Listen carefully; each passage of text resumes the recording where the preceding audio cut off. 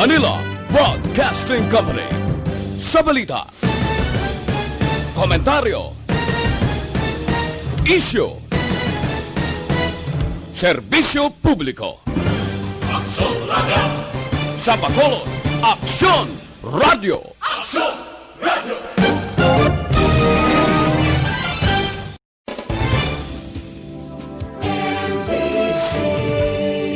Manila Broadcasting Company. Sa balita, komentaryo, isyu, serbisyo publiko. Aksyon Radio! Sa Bacolod, Aksyon Radio! Aksyon Radio!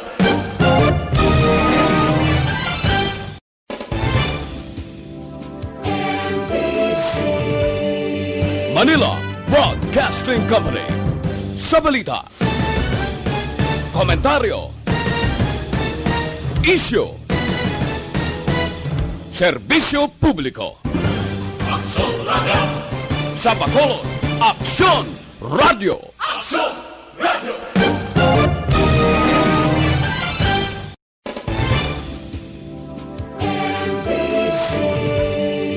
Manila Broadcasting Company. Sa balita, komentaryo, isyu, serbisyo publiko. Aksyon Radio!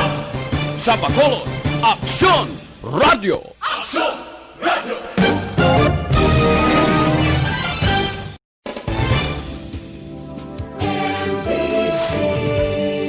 Manila Broadcasting Company.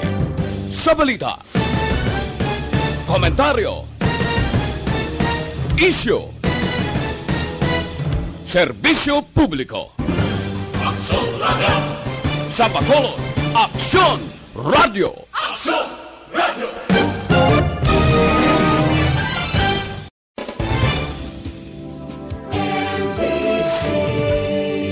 Manila Broadcasting Company. Sa balita, komentaryo, isyu, serbisyo publiko. Aksyon Radio!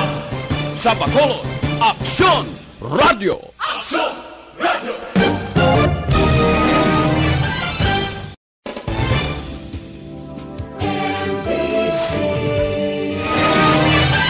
Aksyon Radio Philippine Standard Time, las 6 sa isa. Ang oras ginadulong sa inyo ang Scant Marketing.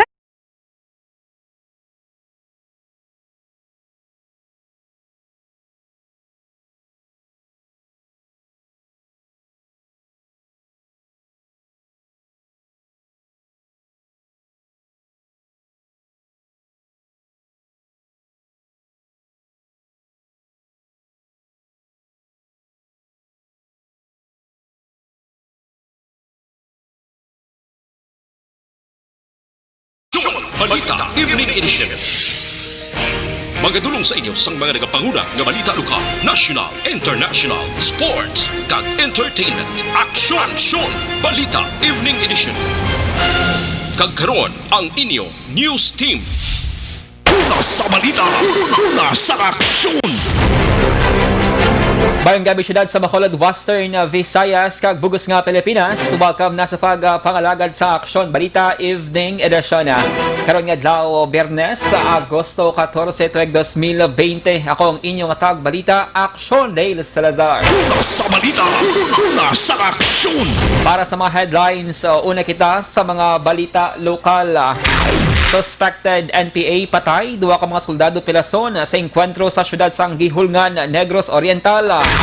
Regular employee sa Bacolod City ginbawian sang kabuhi bangod sa COVID-19. Sa balita national, Presidente Duterte ginpaisol ang pagbukas sang klase sa public school sa Oktubre 5. Kaso sang COVID-19 sa Pilipinas naglapaw na sa 150,000. Sa balita international, pungsod Vietnam magabakalman sang Russian COVID-19 vaccine. Sa sports balita, Pinoy Olympic pole vaulter nga si Obiana magakompete sa Diamond League sa Monaco, Europe. Kag sa showbiz balita, Michael Pacquiao luyag pamatud-an ang iya kaugalingon matapos nga ginsulod ang music industry. Una sa balita, una sa aksyon. Detalye sang mga balita lokal pagkatapos gid lamang sini.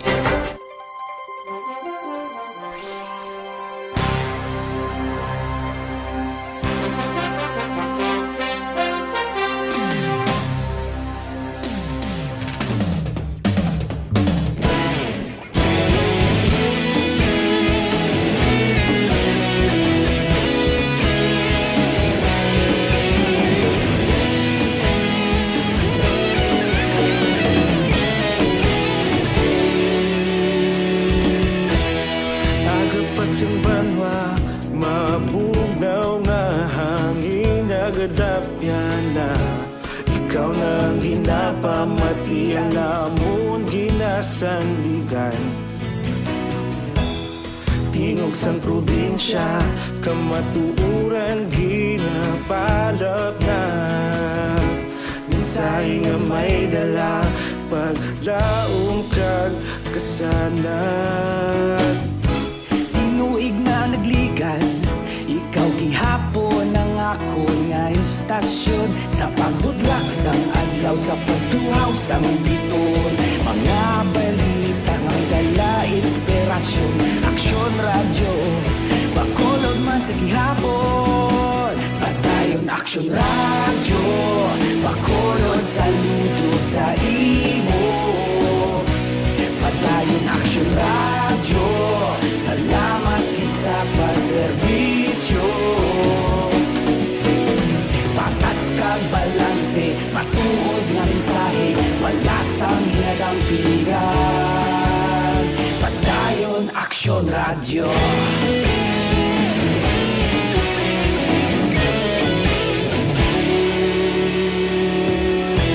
Magkulon nun kag negros sanon inyong pamatian.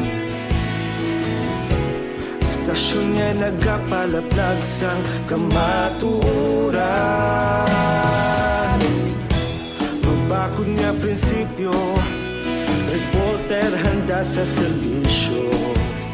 Kahapon, karon kag sa gihapon, kita magapadayon. Tinuig na nagligan, ikaw gihapon ang ako nga istasyon. Sa pagbutlak sang adlaw, sa pagtuhaw sang biton. Mga balita na may dala inspirasyon.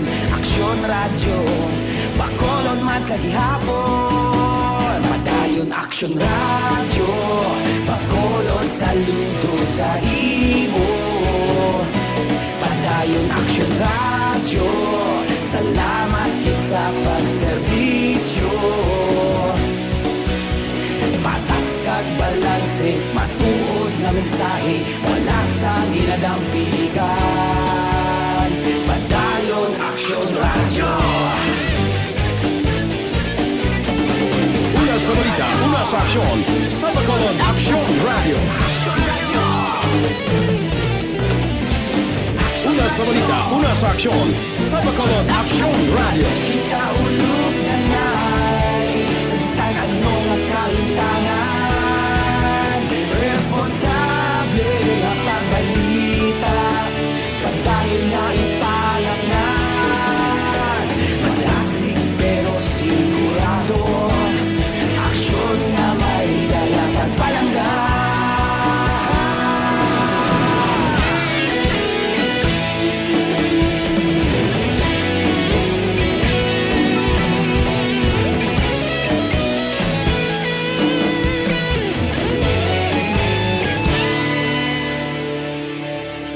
Padayon aksyon radyo, bakolod saludo sa imo.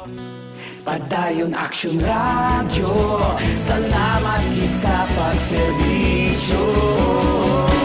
Padayon aksyon radyo, bakolod saludo sa imo. Padayon aksyon radyo, salamat kit sa pagserbisyo. Patas kag balanse, matuod nga mensahe, wala sang ginadampigan.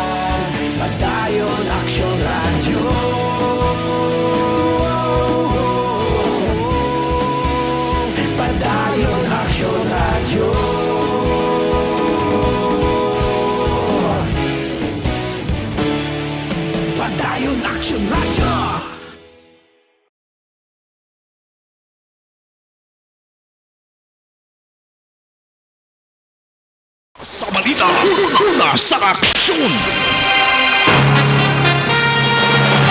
Lasay sa 13 Aksyon Radio Philippines Standard Time kagkaroon sa litali na sang mga balita lokal. Patay ang saka suspected NPA samtang 3 pilason sa nagluntad ng enkwentro sa separado nga sitio sa may barangay San Dayao, syudad sang Gihulngan, probinsya sang Negros Oriental. Takna alas 12 kay inasang udto Biyernes. Ginpahayag ni 3rd Infantry Division Internal Affairs Officer Army Major Captain Senon Pancito III. Nagpatigayon sang combat patrol ang tropa sang 62nd Infantry Battalion matapos nakabaton sang report nga mayara sang presensya sa mga armado nga grupo sa lugar. Suno kay Pancito, isang patay kag isang pilason sa bahin sang New People's Army o NPA, kag duwa naman ang pilason sa bahin sang Philippine Army. Sa bahin sang sitio Maloy-a, kapin 15 ka mga armado ang nakaengkwentro sang Philippine Army, samtang ginabulubanta 20 naman ka mga rebelde ang nakaengkwentro sang otoridad sa sitio Tabaco Tanan sa barangay San Dayao, Gihulngan City. Sulo kay Pancito, nagapadayon pang hot pursuit operation sang mga army sa lugar. Sa level 1 nga kahapon nga adlaw nakaengkwentro man sa isa ka unit sang 62nd IB ang ginaligara mga rebelde sa sitio Uway-Uway, barangay Quintin Remos, may banwa sang Moises Padilla diri sa may Negros Occidental.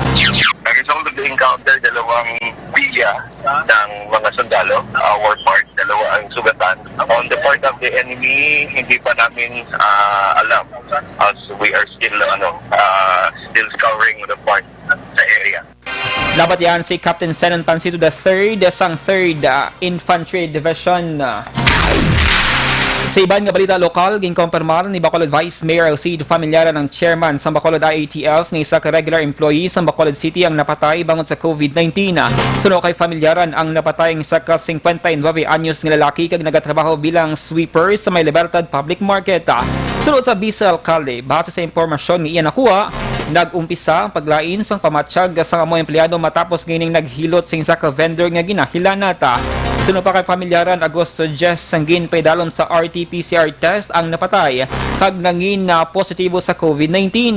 Ginpatigayo na sang mga otoridad ang nagakaigo nga contact tracing, ilabi na sa mga himatasang napatay nga residente sang Purok San Roque, Barangay Tangub, syudad sang Bacolod.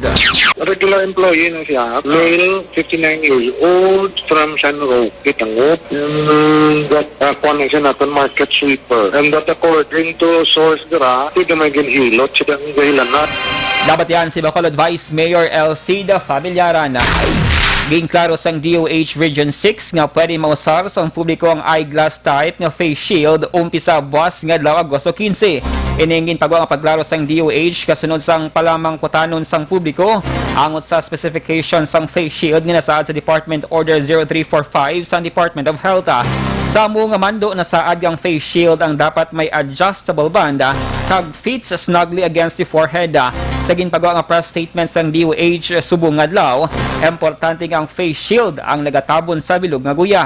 Una na nga nagpagwa sang mando ang Department of Transportation kon DOTR kag si Labor Secretary Salazar nga dapat magsuksok sang face shield kung magsakay sa pampubliko nga transportasyon o kung yara sa ulubrahan bilang dugang nga proteksyon kontra COVID-19. Sa dugang pang balita lokal, naglaom si Congressman Greg Gasataya nga hindi na pagpalaboton pa sa masunod nga simana ang pag-release ng interim reimbursement mechanism kon IRM sang PhilHealth para sa Corazon Locsin Montelibano Memorial Regional Hospital. Sa interview sa Aksyon Radio, ginpahayag sang kongresista nga padayon sining nga ginaduso ang patas nga paghatag sang IRM bilang COVID-19 fund sa tanan nga hospital sa Pilipinas. Suno kay Gasataya, kinahanglan nga isettle sang PhilHealth ang ila obligasyon sa CLMMRH kag sa ibang pang hospital, ilabi pa nga mas ginakinahanglan sa corona ang dugang nga pondo para sa COVID-19 response. Una na nga nagpadala sang sulat si Gasataya sa PhilHealth para sa nasambit nga panawagan matapos nga nadiskubrihan nga sa Western Visayas isa pa lamang ka hospital ang nahatagan sang IRM. But we are hoping, no, na hindi na malabutan pa Lunes, ma-release kanila ni ang pundo sa mga hospitals for COVID-19 kay kinanglano na gida tayo aksyon. Dapat yan si Congressman Greg Gasataya. Sa katapusan nga balita lokal, permado na nila Carlota City Mayor Rex Halandoon ang Executive Order No. 56 Series of 2020 nga nagapaidalam sa lockdown sang Barangay RSV umbisa alas 4 kay nasang kagahon Agosto 14. Sa Facebook post ang LGU kag basiman sa nasaad sa Executive Order, magalawig sang 7 kadlaw ang lockdown sa mga barangay. Tinutuyo sini nga matap na ang padayon nga paglaptas ng COVID-19 sa nasambit nga barangay kag syudad. Sa nibawaan nga sa pinakalatest nga datos sa otoridad, may 8 ka mga residente sang barangay RSV ang positibo sa COVID-19. Sa diin nalakip na din ang empleyado sang La Carlota City Hall kag ang punong barangay sang amo nga barangay. Una sa balita, una sa aksyon.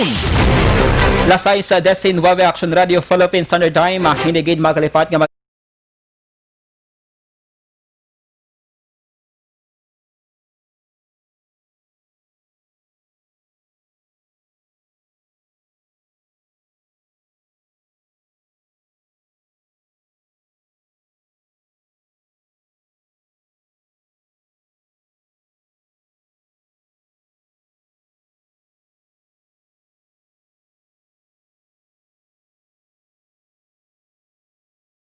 isang mga balita national pagkatapos gid lamang sini.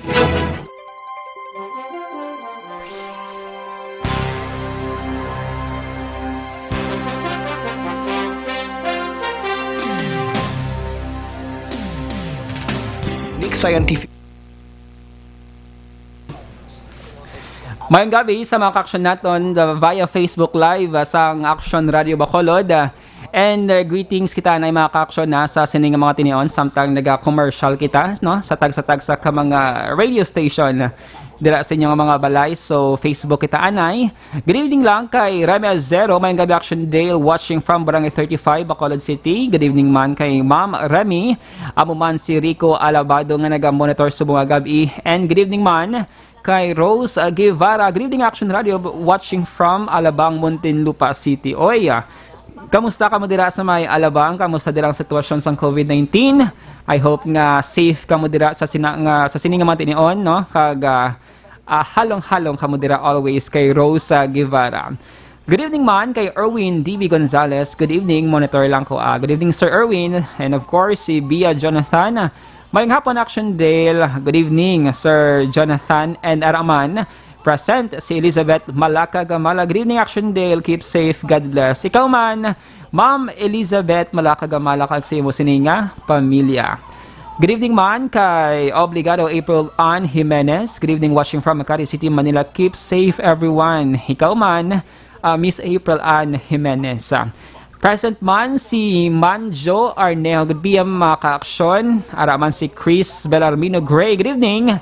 And syempre si Vilma de la Vega, pamatigid ko subong salamat. And kay Joel Desamparado Jr. watching from Butuan City. Good evening sa inyo tanan. And halong-halong no, sa sining mga tinion. Kung diin man kambo subong no. So far, wala pa sang pinaka-latest nga medical bulletin ng ginpagawa ang DOH Region 6 subong hapon for today. Ang national mera ng DOH. Dugay-dugay mga ka-action na, standby lang. And of course, hindi gin magkalipat no, nga mag-monitor dira sa Facebook Live or mga Facebook posts sa Action Radio Bacolod para sa mga details no, sa mga local news national kag iban pa. Naga-tune in man karon via Facebook Live si Leo Nobleza. Good evening mga ka-action. Panamyaw sa Pamilya Nobleza sa may barangay Paglaom, Banwasang, Binalbagan. Araman from Barangay Paloma, Valladolid. Good evening kay Amy Esmeralda Dolido. Good evening Action Dale. Good evening man sa tatay ko, si Elias Dolido. Mayang gabi dira sa inyo. And sa mga nag-tune in karon sa ating Facebook Live, comment down lang inyo sa mga greetings. Kung may mga pamangkot, i-post lang dira sa comment section kay tinguan natin nga masabat one by one ang inyo sa mga inquiry. Hoy, buwasa, August 15, required na nga magsuksok sang face shield ang luyag sa mga mag-commute, no? Kung mag-commute.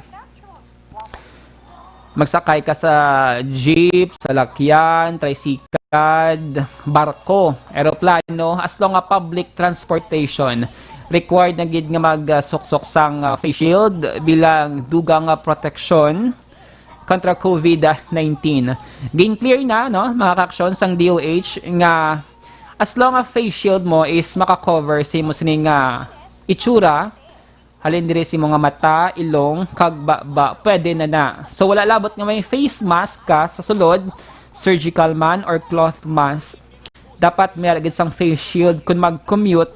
Same man sa mga empleyado, no, kung nalakas sa mga workplace, required naman nga magsuksok sang face shield. So let's do our part sa pagsunod sa mga protocol na implement sang gobyerno. Kay personally para sa konti, ada ko ini nga butang hang face shield para at least ang transmission sang COVID-19 hindi ikaw dali ma-protectionan. Kay may sunod sa mga eksperto, kung may face mask ka kag may face shield, mas dako ang percentage nga protected ikaw sa COVID-19. Di syempre, dugangan naton sa regular nga pagugas ng kamot, pag-sanitize, kag iban pa nga mga precautionary measures. So comment down sa gihapon ng mga komento, babalik kita dagay-dagay. Stand by.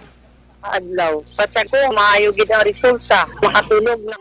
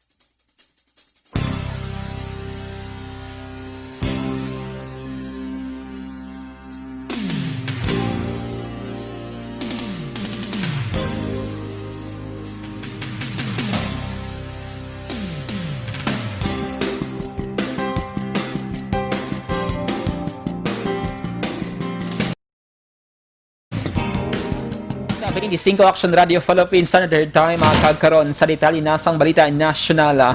Ginanunsyo sa Department of Education nga ginaprobahan na ni Presidente Rodrigo Duterte ang ilang rekomendasyon nga ipaisol ang pagbukas sang school year 2020-2021 humalin Agosto 24 pakadto sa Oktubre 5 para sa pampubliko nga buluthuan.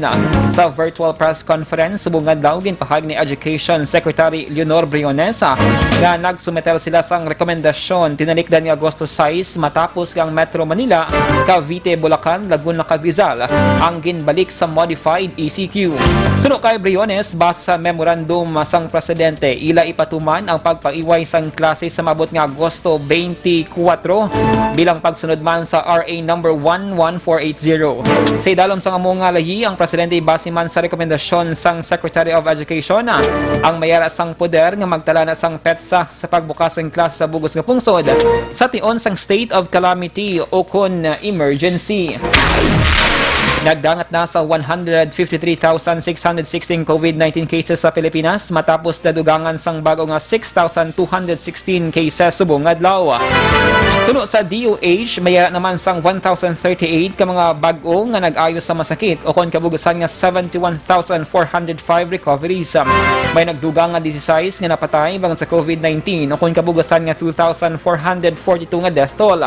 Ang Pilipinas ang mayara sang 79,813 ka mga aktibo nga kaso. Naglabot na sa masobra 1.8 million ka mga tao sa Pilipinas ang napaidalom sa COVID-19 testing. Ginpathag sa FDA nga wala ginapilit ang mga tao sa pag-intra sa clinical trial para sa bakuna kontra COVID-19. Ini matapos ang pag-anunsyo sa gobyerno sang Pilipinas nga maga-intrang pungsod sa Phase 3 trials ang bakuna nga ginhimo sang Russia. Suno kay FDA Director General Dr. Eric Domingo, mayara sang vaccine expert panel ang DOST kag sila ang magapili sa mga site kag hospital kung sa diin patigayunon ng trial. Ginpathag ni Domingo, mayara sang patigayunon nga random selection kag kun mapilian ang tawo ang pabangkoton kung balaluyag niya mag-intra o kun hindi. Suno kay Domingo, ipabaluman sang mga maga-intra sa trial ang tanan nga posible epekto sang bakuna kag ang ila pag-intra ang dapat voluntary. Una sa balita, una sa aksyon. Lasay sa 28 Aksyon Radio Philippines Standard Time, dugang nga mga balita pagkatapos gidamang sini.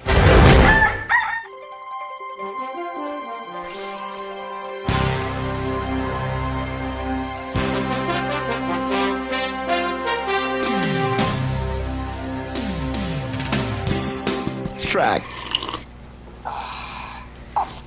And we're back mga ka-aksyon sa Facebook Live sang Aksyon Radio Bacolod.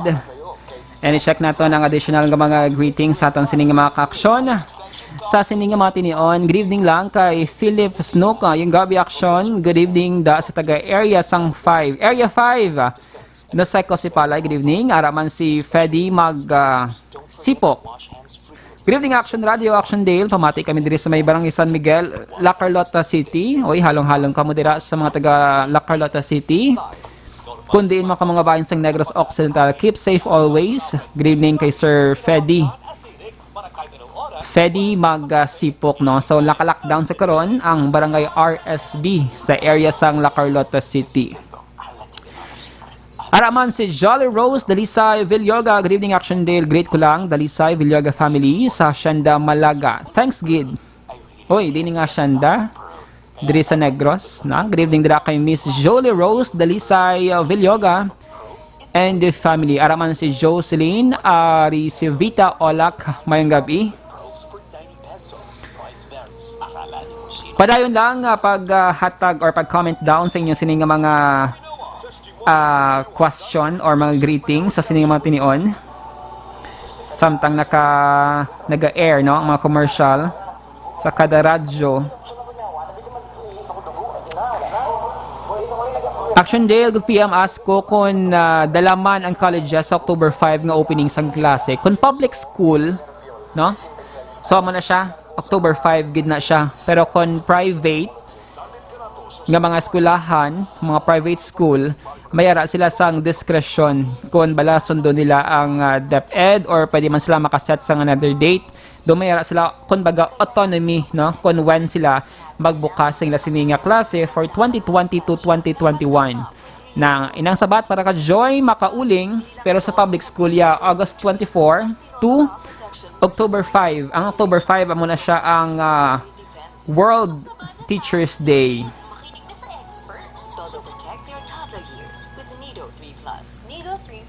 Protect your number 1 with new Nido 3 Plus. Toddler milk for 3 years and up. Diri sa Bacolod City, may pila na ka mga public or private school rather, no? Some private schools diri sa Bacolod City nag-announce na nga madayon ang inasining nga August 24 nga online classes. Marlene Privano, Action Day, good evening. God bless you and keep safe. Sige, ikaw man. Ma'am Michelle Blanca Matalubos, good evening, Action Radio. Keep safe everyone and God bless. Nag-monitor kami from La Carlota City. Sige, thank you, Gid. And halong kamo dira. Oy, sa mga ka-action naton nga nag-monitor subong basi may time kamo dira. Please like and share ako sa nga page. It's Dale Explains. Basi makachampo kamo.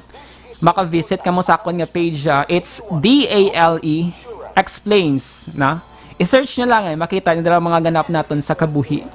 Kag syempre gina-feature naton ang mga negrense kag background non stories nga inspiring kag makahatag sang pagtulunan. Sa liwat, please visit and like my page kung i-share nyo sa mga family members mas mayo good. It's Dale Explains. Salamat!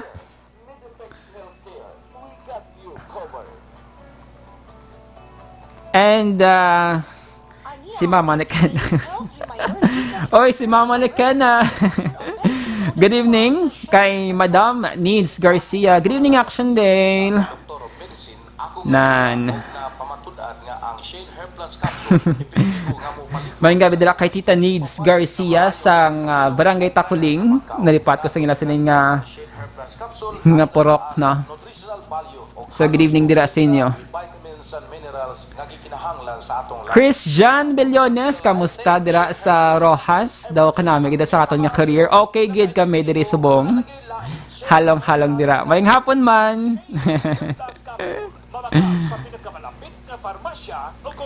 Helen, who was na my source of info is always from Action Radio. Thank you gid, salamat kay Helen who was na. At least may mga tao nga nagaka-appreciate no sang effort kag pagpangabudlay man sang news team sang Action Radio. Salamat gid. Sa liwat search nyo lang ako nga page. It's Dale Explains. Salamat gid. And last na lang si Sir Raymar Beranyo Lingoste. Good evening, Action Dale, watching from Hagimet, La Carlota City keeps it. Oy, kadamo kita sa mga viewers from La Carlota. Halong-halong kamo dira. Kane Town Victorious. May gabi man si Sir Eddie Laus.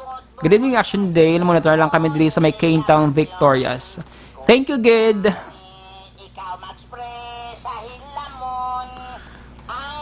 So may kita habit mga kaksyon nga kun may mga public affairs program kag kun commercial break kita sa radyo, post ka mo sang greetings ninyo no sa comment section. Standby.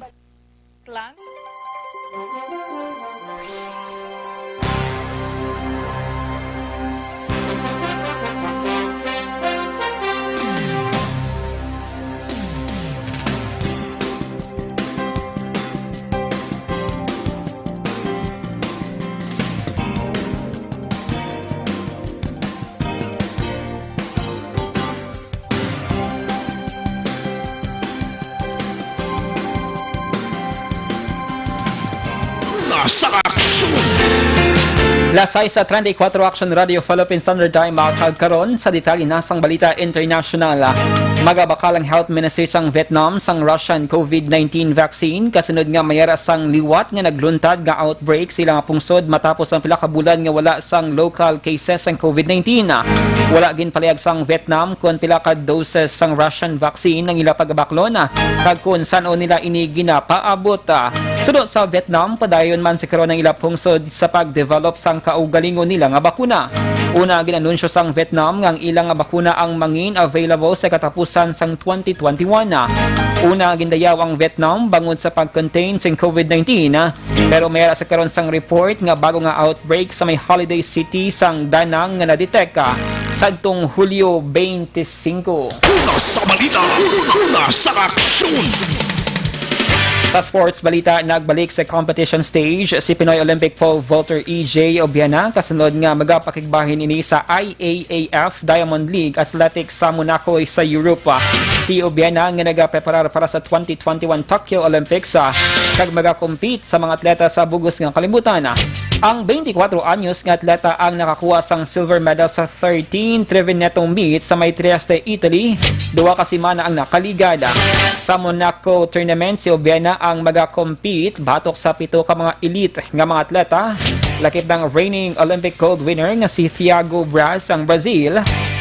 Yara man si 2016 Rio Games bronze medalist Sam Kendricks kag 2019 Doha World Championship silver winner kag world record holder nga si Armand Duplantis sang Sweden. Una sa balita, una sa aksyon!